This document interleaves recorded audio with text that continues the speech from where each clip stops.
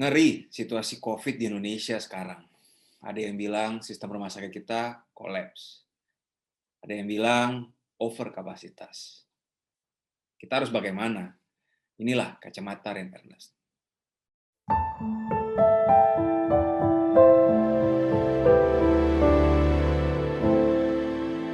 Di episode ini saya sangat bersedih di dalam hati saya yang terdalam. Indonesia sedang tidak baik-baik saja. Karena semakin banyak kawan, sahabat, dan kerabat saya yang terkena COVID. Dan karena ini mengkhawatirkan. Secara umum, tren kematian meningkat terus, baik pasien di rumah sakit maupun pasien yang isolasi mandiri atau isoman. Yang bisa dilakukan oleh kita-kita semua adalah jangan keluar rumah. Kenapa? Karena dengan keluar rumah, Anda beresiko terkena COVID, apalagi varian Delta yang lebih cepat berpindah-pindah dan menularkan orang di dalam rumah Anda nantinya. Apalagi kalau terkena COVID dan bergejala berat, sangat amat sulit bisa mendapatkan tempat untuk dirawat di rumah sakit.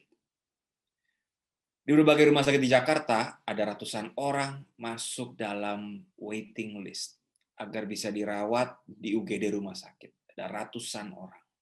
Ada juga pasien yang mencoba mendapatkan perawatan di rumah atau home care. Tapi antriannya bisa berhari-hari sampai berminggu-minggu. Belum lagi soal oksigen, yang mulai susah dicari dan semakin mahal, kalaupun ketemu. Khusus bagian di Jakarta, pasien yang melakukan isoman dapat konsultasi dokter dan gratis biaya.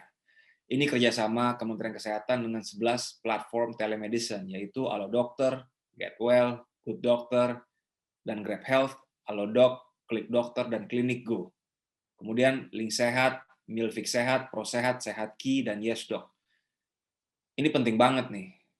Kalau cuma isoman, tapi nggak ada pendampingan secara medis, bahaya banget kalau tiba-tiba Anda gagal nafas atau lainnya. Nah, caranya coba masuk aja ke http://s.id/telekemenkes. Tautannya bisa di-copy dari caption video ini nanti. Untuk teman-teman yang bisa dapatkan akses vaksinasi, tolong jangan tunda lagi. Nggak perlulah pilih-pilih merek vaksin. Nyawa Anda bisa jadi taruhannya. Dengan divaksin, Anda akan meningkatkan imunitas apabila terkena COVID dan mempercepat terjadinya herd immunity di daerah Anda. Di Jakarta, menurut Kepala Seksi Surveillance Epidemiologi dan Imunisasi Dinas Kesehatan DKI Jakarta, Ngabila Salama, prediksi orang yang memiliki kemungkinan antibodi COVID-19 atau sudah terpapar virus COVID-19 di DKI ada sekitar 1 sampai 2,3 juta orang. Untuk Jakarta sendiri ada 10 juta orang. Jadi bisa diprediksi bahwa ada 1/10 sampai 1/4 penduduk DKI Jakarta sudah kena COVID.